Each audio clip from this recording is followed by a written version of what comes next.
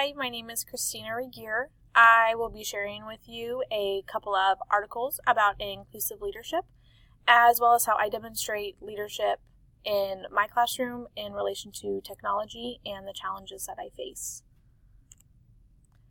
First, I would like to share with you two summaries from articles about inclusive leadership. The first article I read is titled "The 6 Signature Traits of Inclusive Leadership." This article highlights 6 traits of 21st century leaders, and those 6 traits are commitment, courage, cognizance, curiosity, cultural intelligence, and collaboration. The first trait is commitment, and that is the leader is committed to treating all team members with fairness and respect, as well as aligning their personal values and their business values to inclusion.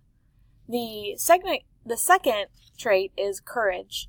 And this is the leader has courage to speak up and challenge others and the status quo. And they also understand there will be setbacks when they take risks, but they have the courage and commitment to push further. The third trait is cognizance. And this is the leader is mindful of personal and organizational biases. And they also learn about their own biases and they're cognizant of different situations.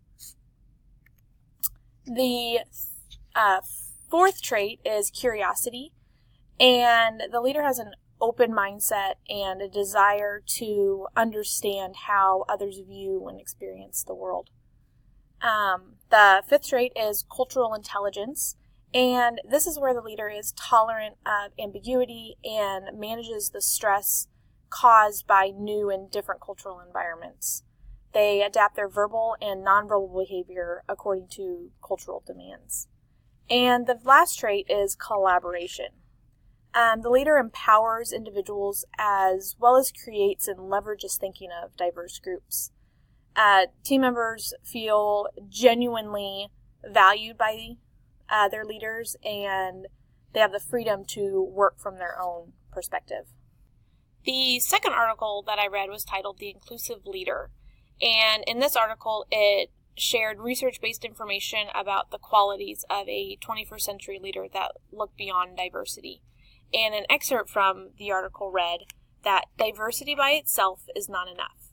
Leadership in the 21st century demands that executives and their organizations move beyond diversity along to capture the potential that comes from inclusion.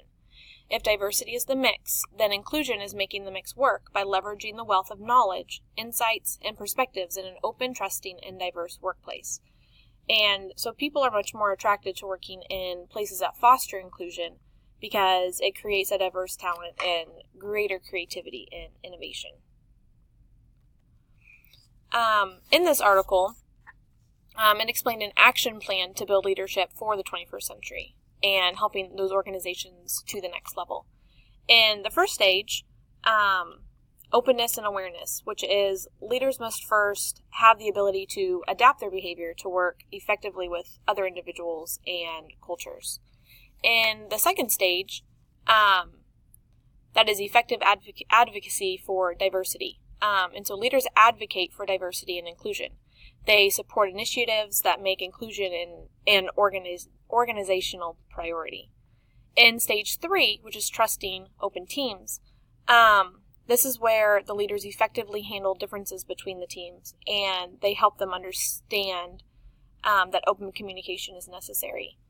The leader also must provide an open and trusting environment.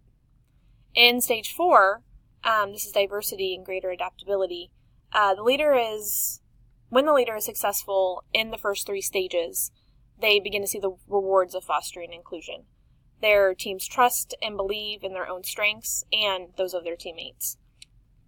In the last stage, which is driving results, the inclusive leader experiences results. There's an improved innovation and development because the leader has inspired an inclusive mindset throughout the organization. As I read through this article, I found 2 figures that were very intriguing. The figure to the right shows the impact of diverse heterogeneous teams. The productivity is low in the beginning, but as leaders and teams progress through the 5 stages and become more well-managed, the productivity thrives. In homogeneous teams, they have an early productivity. However, eventually the level of creativity and innovation plateaus because there's no new and different ideas flowing within the team. In the second figure, this shows the necessary characteristics of leaders in the 21st century. And it also shows the behaviors of inclusive leaders, and it has those highlighted in purple under each type of leader. After reading the Leadership Challenge, I chose 3 of the practices that I feel relate very well with inclusive leadership, as well as in my area of interest, which is technology. These practices also connect very well with my teaching in the classroom. In my classroom, I model the way by setting high yet attainable expectations for my students, and I also set a good example, especially with the use of technology in the classroom. I also enable others to act by modeling collaboration and accountability. My students are aware that together we are learning, including myself, and this is evident as I teach my students about new technology. I also build trust with my students and show them that it's okay to take risks and make mistakes. As I think about reflection, I share my thoughts with my students, and I also give them an opportunity to share their thoughts as well. And then the last practice is encourage the heart. I have focused my school year this year on Growth Mindset by Carol Dweck, and my students know that I expect the best and they're learning to encourage each other.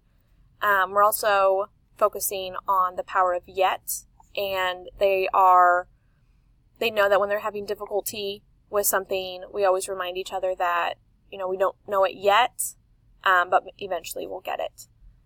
We also celebrate in my classroom. We celebrate the big things and the small things.